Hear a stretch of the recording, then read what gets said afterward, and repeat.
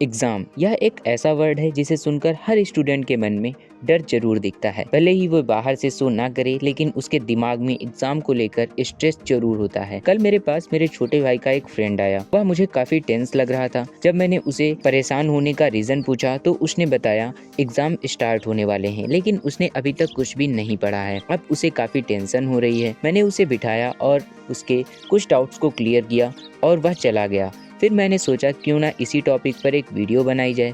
तो चलिए दोस्तों स्टार्ट करते हैं अपना वीडियो, जिसमें मैं आपको बताने वाला हूँ 7 स्ट्रेटजीज के बारे में, जिनको अगर आपने फॉलो किया तो आपको एग्जाम को लेकर कभी भी कोई भी प्रॉब्लम नहीं होगी। Number 1, procrastination lead to distraction. ज्यादातर स्टूडेंट लेजीनेस की वजह से अपने तय किए गए काम को उस टाइम पर नहीं कर पाते जिस टाइम पर उन्होंने उसको पूरा करने के बारे में सोचा होता है। लेकिन जरा आप सोच कर देखिए, आपको सबसे ज्यादा खुशी कब होती है? जब आप अपने काम को पूरा कर लेते हैं या फिर जब आप अपने काम को टाल देते हैं? ऑब्वियसली जब आप अपने काम को पूरा कर लेते हैं। इसलिए अगर आप एक स्टूडेंट हैं तो अपने काम को उसी टाइम पर पूरा करें जिस समय आपने सोचा था। शायद इसलिए ही कहा जाता है कि जिसने कहा कल दिन गया टल, जिसने कहा परसों बीत गए बरसों, और जिसने कहा आज उसी ने किया राज। अब बढ़ते हैं अपनी अगली स्ट्रेटेजी की ओर। Number 2, organise your study place. किसी भी स्टूडेंट के लिए डिसिप्लिन बहुत मायने रखता है और यह ह्यूमन नेचर का फैक्ट भी है। जो लोग अपनी स्टडी टेबल को अरेंज करके रखते हैं वह बौद्धिक रूप से ज्यादा मजबूत होते हैं। इसलिए ध्यान रखें कि आप जिस जगह पर बैठकर पढ़ रहे हैं वह जगह साफ सुथरी और स्वच्छ होनी चाहिए। Number 3, choose the right time of study. समय का महत्व तो सभी को पता है, इसीलिए हम सभी को पता है कि अगर हम किसी भी काम को ऐसे टाइम पर करें जिस समय हमारा माइंड ज्यादा एक्टिव होता है, उस समय उस काम को करने में आसानी होगी और हम ज्यादा स्ट्रांगली उस वर्क को कंप्लीट कर पाएंगे। इसलिए पढ़ाई करने का एक समय निर्धारित करें और वह समय अगर सुबह का हो तो सबसे बेस्ट है, क्योंकि साइकोलॉजी की माने तो सुबह 4 बजे से लेकर 8 बजे तक हमारा माइंड सबसे ज्यादा एक्टिव होता है। Number 4, keep revision. अगर आप किसी पेंसिल से पेज पर एक लाइन ड्रॉ करें तो एक बार पेंसिल चलाने पर लाइन हल्की बनेगी, लेकिन जब आप बार बार उसी लाइन पर पेंसिल को दोहराते रहेंगे तो वह लाइन डार्क होती चली जाएगी। यही काम किसी स्टूडेंट के लिए रिवीजन करता है। जब आप बार बार किसी चीज को पढ़ते रहते हैं तो वह आपको ज्यादा अच्छे से लर्न होता रहता है और आपको उसके भूलने के चांसेस बहुत कम हो जाते हैं। Number 5, B patience reading time. वैसे तो धैर्य हर किसी के लिए आवश्यक है, लेकिन एक स्टूडेंट के लिए इसका रोल मोस्ट इम्पोर्टेंट होता है। आप जब भी पढ़ने बैठे तो पेशेंस के साथ बैठे। कभी भी जल्दबाजी में किसी भी लेसन को लर्न ना करें, क्योंकि जब आप जल्दबाजी में किसी काम को करते हैं तो उसमें गलतियां होने के चांस ज्यादा हो जाते हैं। नंबर 6, एक regular break during study. Human brain की बनावट कुछ ऐसी है कि यह लगभग 45 मिनट से 1 घंटे तक अधिक फोकस के साथ काम कर सकता है। इसके बाद इसका फोकस कम होने लगता है। इसलिए जब भी आप पढ़ाई करें तो बीच में ब्रेक जरूर लें। ब्रेक में आपको फोन को टच नहीं करना है, टीवी भी नहीं देखनी है। आपको कोई ऐसी फिजिकल एक्टिविटी करनी है जिससे आपका ब्रेन स्वस्थ हो, जैसे कि आप क्रिकेट खेल सकते हैं, बास्केटबॉल खेल सकते हैं या फिर और भी ऐसी चीजें जो आपको करनी पसंद है। Make short note during study. हाल ही में किए गए शोध के अनुसार हम शॉर्ट चीजों को ज्यादा लंबे समय तक याद रख सकते हैं। इसलिए जब भी आप पढ़ने बैठे तो अपने टॉपिक्स के